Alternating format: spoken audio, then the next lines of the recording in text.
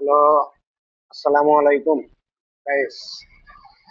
আমি এই যে যমুনা সেতুর টোল প্লাজা টোল দিলাম, ওইটা আর ভিডিও করলাম না। বর্তমানে আছি যমুনা সেতুতে। তো দেখেন, যমুনা সেতু প্রচুর পরিমাণ লম্বা। অবশ্যই পদ্মা সেতু থেকে কম দূরত্ব যমুনা সেতু। কুয়াশা, প্রচুর কুয়াশা।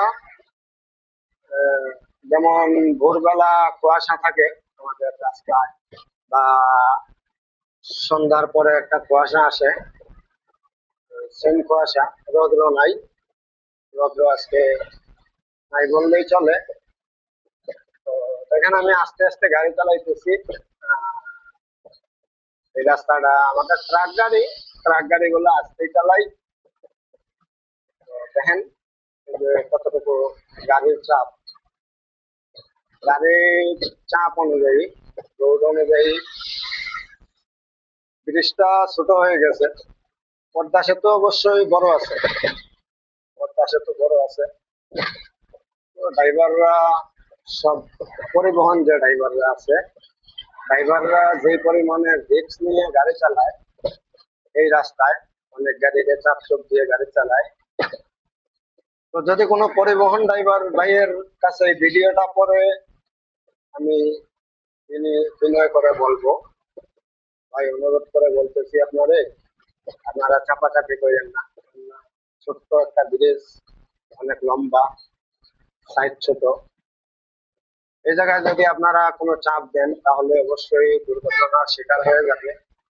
দুইটা গাড়ি পারাপার হয়, দুইটা গাড়ি পেছন থেকে একটা গাড়ি ওভারটেক করে যাইতে পারে। এই যে আমার ওভারটেক করে যাইতেছে গাড়িগুলা, আমি কিন্তু সাইড দিয়ে দিতেছি, যাইতেছে। আবার অনেকদের বলবো যে ভাই, এই জায়গায় আসলে মার্কেটিং করার কোনো প্রয়োজন নাই।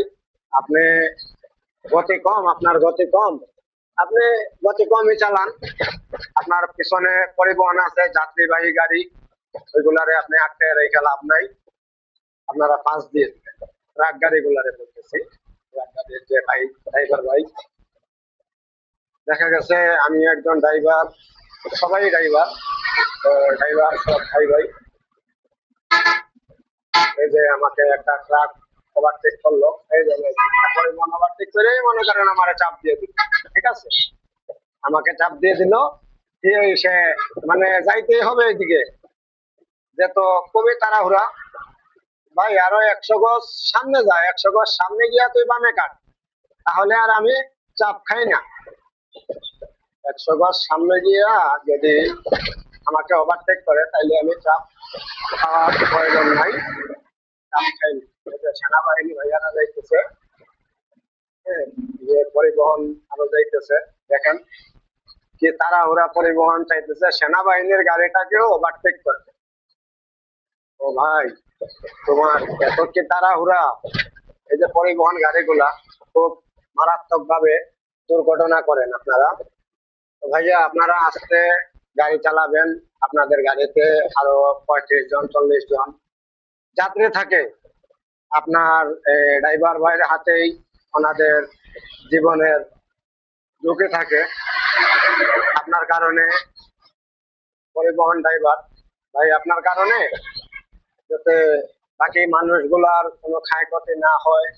সবাই, আপনি যেমন পরিবারের চাপে পরিবহন চালাইতেছেন, ওইভাবে আপনার গাড়িতে যে যাত্রীগুলো আছে, দেয়া যাইতেছে ঢাকা যাইতেছে, রংপুর থেকে ঢাকা যাইতেছে, তারা পরিবারের জন্যই যাইতেছে। পরিবারকে ইনকাম করে, অনেকে চাকরি করে, অনেকে অনেক ধরনের চাকরি করে। আবার অনেকে ঢাকায় রিক্সাও চালায় রংপুর থেকে। হ্যাঁ, আবার অনেকে ব্যাংকের চাকরিও করতেছে, অনেক ধরনের চাকরি করতেছে, কেউ গার্মেন্টসে আছে। তো সবাইকে একটু ফলো, মানে মাথায় রাখবেন যে আমার যেভাবে আমার লাইফের দাম আছে আমার পরিবারের কাছে, তেমন যাত্রী ভাইদেরও লাইফের দাম আছে তার পরিবারের কাছে। তাকে ছাড়া তার পরিবার হয়তো চলবে না। এমনও দেখা গেছে, এমনও ভাই মারা গেছে, তার পরিবারে সে ছাড়া কোনো তৃতীয় ব্যক্তি নাই যে পরিবারের মুখে দুই মুঠো ভাত ভাত তুলে দেবে। তো এইটাই বললাম ভাই, আপনারা সচেতন ভাবে গাড়ি চালান, চাপাচাপি করবেন না। হ্যাঁ, পিছনের গাড়ি আপনি সামনে ফলো করবেন যে ওই গাড়ির সামনে কোনো গাড়ি আছে কিনা, ওই গাড়ি আপনাকে পাশ দিতে গেলে সে কোনো বিপদের সম্মুখীন হবে কিনা, বা আপনি যে ওভারটেক করবেন সামনে দিয়ে গাড়ি আসতেছে কিনা, আপনি কোনো বিপদের সম্মুখীন হবেন কিনা ফলো করবেন, গাড়ি চালাবেন।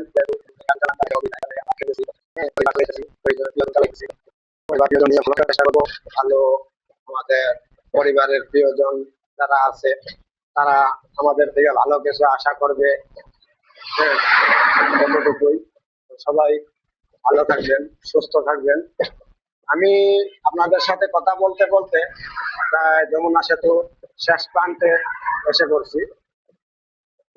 আসলে কুয়াশা, তো কুয়াশার জন্য হয়তো ভিডিওটা একটু ক্লিয়ার দেখাইতেছে না, কুয়াশার জন্য ভিডিও ক্লিয়ার দেখাইতেছে না। এই যে নদীও আপনারা দেখতে পারতেছেন চর ভাইজা গেছে, যেহেতু শীতের মৌসুম, শীত মৌসুমে কিন্তু নদীর পানি শুকাই যায়।